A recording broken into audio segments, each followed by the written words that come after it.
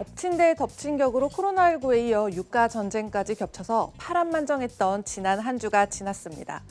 13일 트럼프 대통령은 국가 비상사태를 선포한 기자회견에서 에너지부 장관에게 매우 좋은 가격에 미국의 전략 비축유를 대량으로 매입하라고 지시하면서 최대한으로 비축유를 채울 것이라고 밝혔는데요.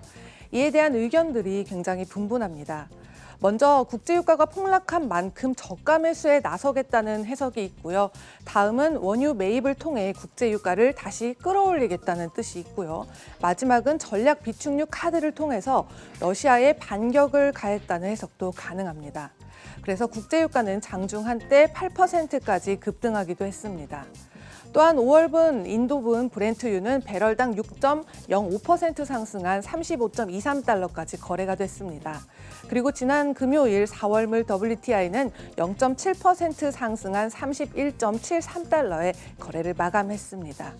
네, 이러한 상황 속에서 트레이더들이 꼭 알아두셔야 할 상황들이 있는데요.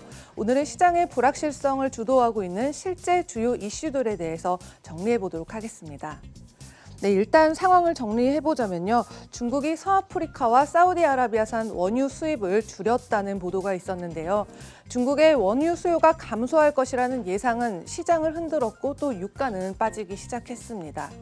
오펙은 지난주 회의에서 주요 감산 상세를 하고 추가 감산안을 또 내놓았는데요.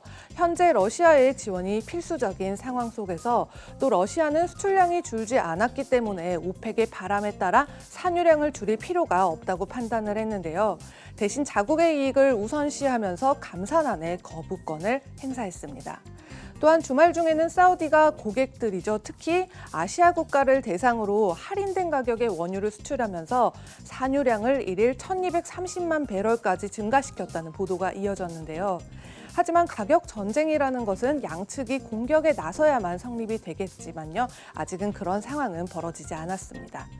하지만 시장이 잠재적인 가격 전쟁에 대한 공포에 사로잡힌 탓에 유가는 지난주 거래가 시작되자마자 30% 이상 빠졌는데요. 러시아 측에서는 유가를 굳이 낮추지는 않겠지만 산유량을 증가시킬 것이며 필요하다면 경제를 지탱하고 예산 손실을 메꾸기 위해 1,500억 달러 상당의 국부 펀드를 사용할 수도 있다고 밝혔습니다. 네, 그런 다음에 사우디가 산유량을 일일 1,200만 배럴까지 높일 준비가 완료됐다고 했는데요. 이는 유효 생산 능력까지 동원하겠다는 뜻이라고 볼 수 있겠습니다. 하지만 최대 생산 능력을 일일 1,300만 배럴까지 증가시키겠다고 해명을 했었고 발표 즉시 증산에 대한 오해가 있었다면서 소란이 일어났는데요. 시장은 이를 추가 생산에 나설 것이라는 뜻으로 받아들이고 있었다는 것입니다. 네, 지금까지 전개를 봤을 때 사우디와 러시아는 아직 가격 전쟁에 돌입하지 않았습니다. 하지만 러시아가 사우디보다 낮은 가격의 원유를 판매할 것인지는 곧 확인하실 수가 있을 것이고요. 반면 시장은 가격 전쟁이 벌어졌다고 판단하면서 급격한 움직임을 보이고 있는 상황인데요.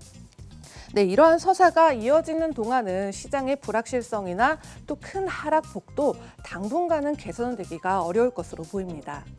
가격 전쟁은 몇 개월 동안 어쩌면 또 몇 년 단위로 이어질 수도 있는 일이겠지만요.